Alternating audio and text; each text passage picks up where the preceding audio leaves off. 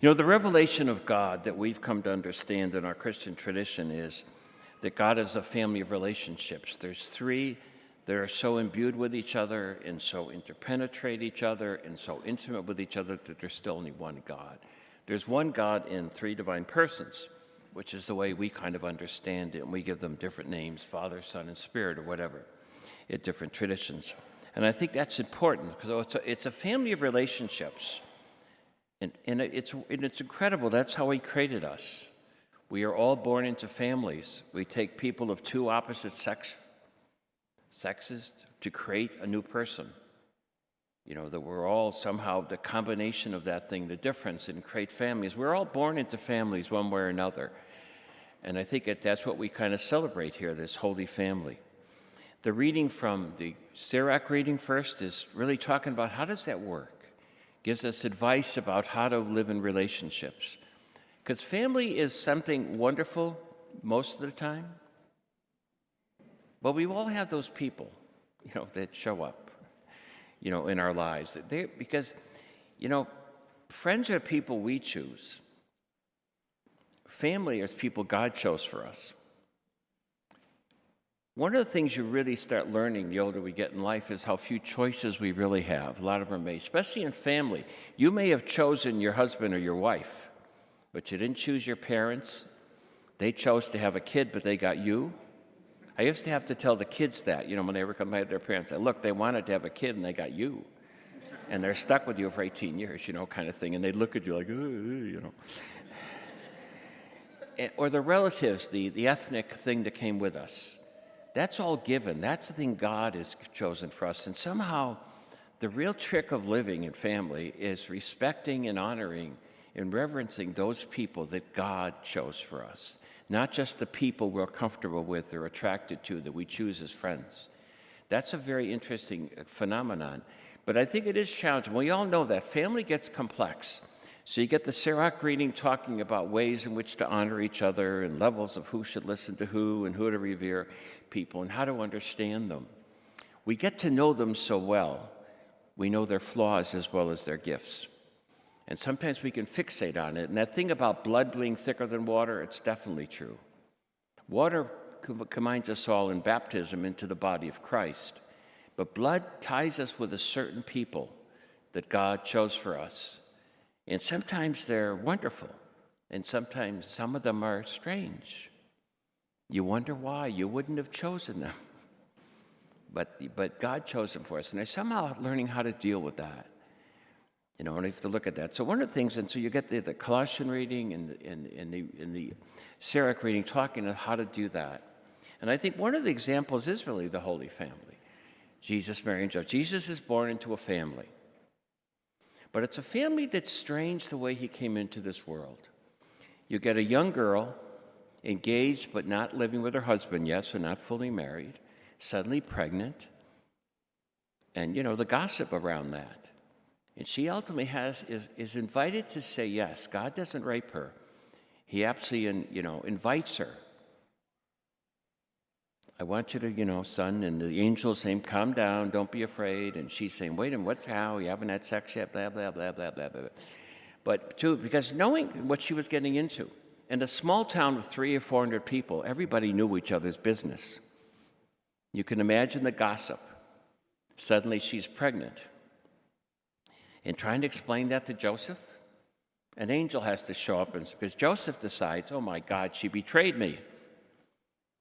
You can see with the guys in the bar saying, hey, who's this Gabriel? Look at your girl, and in terms of the humanity. And so he's kind of feeling betrayed in that engagement period. And yet he's told to take her and trust her. And yet he has to step through an enormous betrayal like we all do sometimes. People and family have a way of even betraying us and not honoring us and somehow live with it. And then suddenly, and you can get a funny example, and then in the process of all that, this in our Matthew and Luke reading, the Matthew reading does it from the side of Joseph. The Lucan reading does it from the side of Mary and Elizabeth, the women, and this is a man's approach to the whole thing. Well, suddenly, of course, the census comes out, and whether it was true or not, that's not the point. The story tells the census, so he's got to take his wife down back to Bethlehem. Now, she had been there 6 months earlier. Remember, she was to Elizabeth? But to do it at 8, 9 months pregnant, it was another issue. And you could see that. So now she's being dragged somewhere. And how she learned to accept what was going on? And then they get there, and he obviously hadn't got his cell phone right, so he wasn't able to make reservations. He gets there, and there's no room, and he ends up in a stable, in that whole thing. And I'm thirsty. What's going on here? When we see them, there's always these wonderful plastic statues or marble statues of them, and they always look so seraphic. You ever wonder if they had a fight? They had a bad day? The only moment we get of it is Jesus at his bar mitzvah, 12 years old, and then he's staying around because he's really enjoying this whole thing, interacting with the priests and stuff in the temple, and they're going on their way home, and you're in there, she's really upset, and you should have known I was here. He's a typical adolescent. You should have known. But you wonder what else is going on. In the discussions they had, that husbands and wives have, that pillow talk, but also the thing of knowing so much, too much, and the disappointments. And then suddenly it's there, and they're in a stable, and then suddenly these strangers come, and then suddenly they're told to get lost and go to Egypt. Another trip to a woman who just had a child. You really start to, what was the discussion going on with them? About what's going on here? What am I getting into? Haven't we all asked that sometimes? About our life, our relationship, our family, what are we getting into? And then he finally goes home, and he takes them out of Egypt. But Egypt's the place of Egypt is literally the Hebrew word for a straitjacket, the things that tie you up. And we get caught in that sometimes. And he's out of Egypt, I'll call my son. He's trying to free us. So I think the issue sometimes in that story, but in our story, is how do you deal with the people that God placed in our life, that God chose for us? The mom, the dad. They may have been wonderful, loving, and unconditional, or sometimes they weren't all we needed them to be. It's amazing how today people are blaming things. Well, when I was eating too much, I used to say my mother didn't breastfeed me long enough. I blamed it on her. Or different things, and somehow to live with what is, and to honor and revere. And if you heard those two things, that's how to love people. Honor them and revere them for who they are. Not who we needed them to be or wish they would be, but who they truly are. We've all got them. I have a sister that drove me crazy, my youngest sister. She just, my hair stood up since I was a kid. She just came into the world that way. And every time I go home, I go, anyway. But I think of that, and sometimes they're wonderful, but somehow to accept people for who they are. And a lot of times, even after you get married and you have your own family, I haven't had the privilege of create my own, but I lived in one, is they're there. And we all get together on holidays, Thanksgiving or Christmas or New Year's or something, and there's always that one person there. You wish they weren't there. We all know that. We laugh about it. But how do we love and honor them for who they are, not who we wanted them to be? And that's the real thing of love. It's about that sense of honoring and revering is the language they use. A lot of us, or you see people in relationships that kind of turn into bullies in our parents. Sometimes they use fear to get us to do things. Fear is very effective, fear and guilt. My mother was wonderful at guilt. When finally, when you didn't want to eat the broccoli, you got to eat the broccoli. It was good for you. I spent the time, we bought it, and God will be upset if you don't eat broccoli. Really?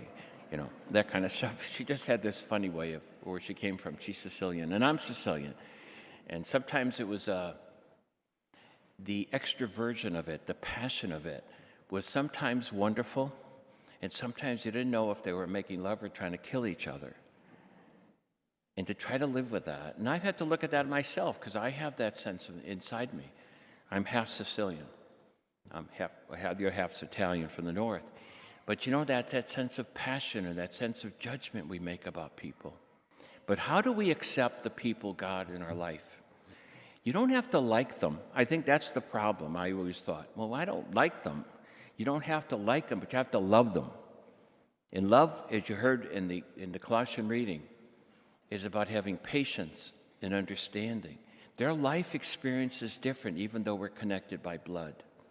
And somehow to accept them for who they are, as wonderful as they are, as gifted as they are, as generative as they are, as self-centered as they are, because they have to accept us the way we are, with that funny mix of glory and generativity and light and the darkness and the self-referential things and the selfishness and the self-centeredness. What's in it for me, which our society is pushing these days. So I think it's an interesting thing to look at the Holy Family. We belong to many holy families.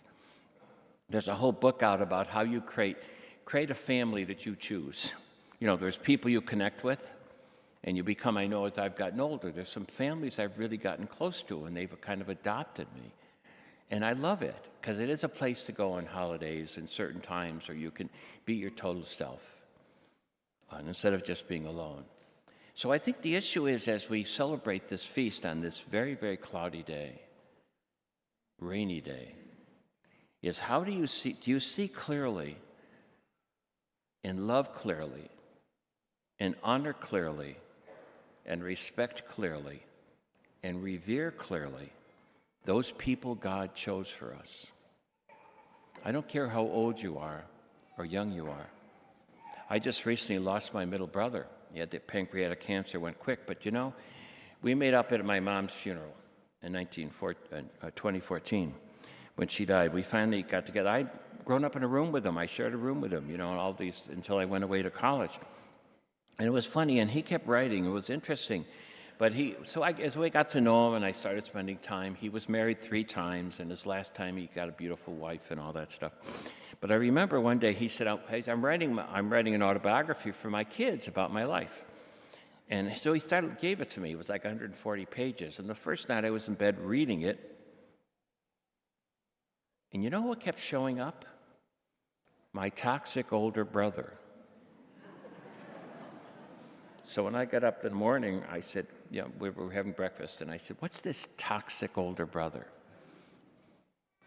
Because we never were close. I knew that. I'm very close to my younger brother. He's 11 years younger than me, but we're 2 years apart, literally. And it was interesting, and his understanding was I was supposed to protect him.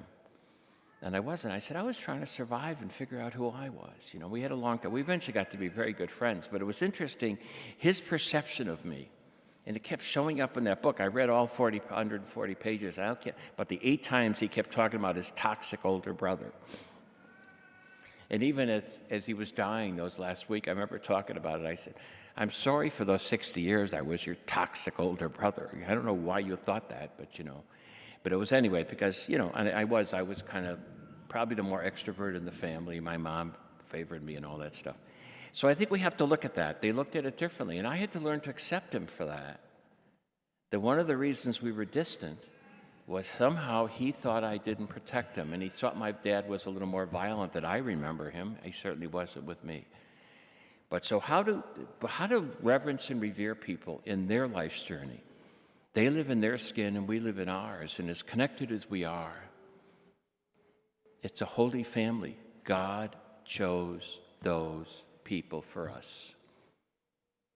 And you've got to learn to forgive and let go. Not stop blaming our parents for what they were or weren't, you know, or what they weren't for us. Most of them gave it their best, and you know that. Most of you are parents. You know you gave your best. And yet sometimes their needs are different. Each of our needs were different. And somehow to let go of that and say thank you. I spent my birthday the other day talking to my mom and dad, you know, in heaven. I mean, they've both been gone for a while now. But just thank them for bringing me into the world. And I know they were listening and they were smiling, because I don't think I'd ever thanked them for that. And it was a very peaceful thing, because I've always had some issues with both of them. Sometimes I've been in therapy enough, you know, they get you involved with your parents and all that stuff. But so I think let's look at that. And I think as we continue on this day, as we break through the fog of our lives, is what blinded us not to see those people that God chose for us, the Holy Family. that is obviously prefigured in Mary and Joseph having to deal with each other, and Jesus having to deal with both of them. She taught him to listen to that voice within him and to find out who he was. Joseph taught him how to maneuver through life. He was more of an architect than a carpenter, stonemason really probably. And there's a big city, Sepphoris, which is near Nazareth, and he had business there. But you know what? The embarrassment of a town, that probably ruined his reputation too.